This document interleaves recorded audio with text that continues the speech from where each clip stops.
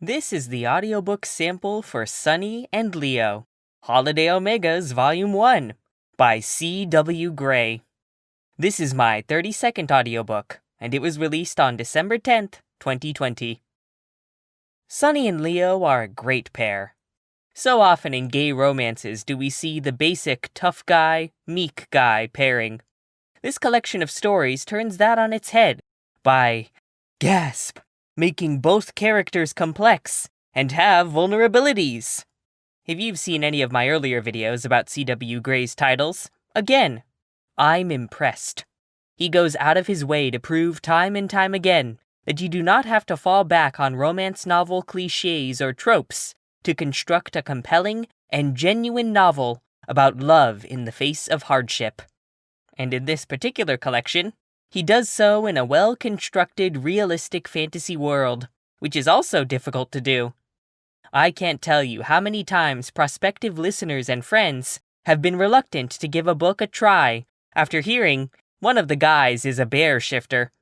But as soon as they read a couple of pages, they're into it. This speaks to effective world building, in addition to the believable characters. To that effect, everybody in this book gets a little bit of development over time. Of particular note are Leo's family, who go from frank antagonists to his most ardent supporters. All in all, this was a well-constructed book, and very enjoyable to read and to talk about. And it continues C.W. Gray's pattern of impressing me, even 2 years into my audiobook career. I hope you enjoy this audiobook sample. Chapter 1. Sonny hung over the railing of his balcony and watched the parking lot below. His newest neighbor shut the door of his truck and stretched his arms over his head, working out the kinks in his muscular back. The late evening sun cast shadows over his face, and Sonny wished he could get a glimpse of Leo's beautiful brown eyes. Sonny yelped and gripped the rail hard when his small white cat, Flufflepuff, purred and wound around his ankles, startling him. "You're going to fall over the rail and land on him," Aaron said, yawning. Sonny's best friend sat in a patio chair with his feet propped up. The rabbit shifter had just finished a long day of waiting tables at the diner across the street. "I swear, the heels on your shoes get higher every day." Sonny glared at his friend. "Hush it! You're interrupting my ogle time." He looked down again and whined. Leo was gone. "I only got 22 seconds. Aaron rolled his eyes. "You're pathetic. Why don't you just ask the man out?" Sonny ran a hand through his short hair. "He's way out of my league, Aaron. Plus, I don't even know if he's gay." Aaron growled, and Sonny tried not to laugh. His friend was small, with white blonde hair and large front teeth. He was probably the least frightening person in the whole city. Sonny thought of Aaron eating lettuce in his shifted form, and couldn't hold back his laugh. "I love your growls." "Don't laugh," Aaron said, disgruntled. "Leo isn't out of your league. If anything, you're out of his." Sonny sat down and crossed his legs. "Have you seen all those yummy muscles? I know you saw him helping Myrtle with her groceries yesterday. He's handsome, sweet, and hard-working. How am I possibly out of his league?" Flufflepuff jumped onto Sonny's lap, so he scratched her head before stroking her sides and back. Her butt popped into the air, and he scratched that too. Aaron grinned. "You're going to make me say it, aren't you?" Sonny propped his chin on his fist and gave Aaron an expectant look.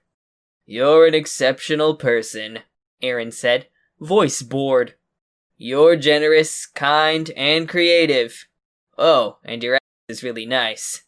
There, are you happy?" "I don't feel like you really mean it," Sonny said, eyes narrowed. Aaron sighed. "You're so needy. Do me now." Sonny smiled wide. "You're the most talented chef in the city. You're a handsome and creative genius, who will one day own your own restaurant, and be the envy of every chef in the country. Aaron arched an eyebrow. Oh, Sonny said, I forgot. You also have the ass of a Greek god. Gemma is the luckiest woman in the world. You two are so weird, Gemma said from the patio door. Aaron's wife leaned against the frame and watched them in amusement. Hey, hun, Aaron said. We're just reaffirming each other's greatness. Best friends do that. He leaves footprints in my heart, Sonny said, tilting his head to the side and grinning. Aaron cackled. Leo leaves footprints in your... Hush, Sonny hissed, but it was too late. Gemma's eyes grew wide, and she bounced in place. Sonny loves Leo, Sonny loves Leo. Stupid rabbit shifters and their nosy perkiness, he thought, groaning. He won't do anything about it, Aaron said, making a face. He just pines on his balcony like some angst-filled teenager. You're a witch, Gemma said. Can't you just make a love potion or something? Aaron winced and shook his head furiously. Been there, done that.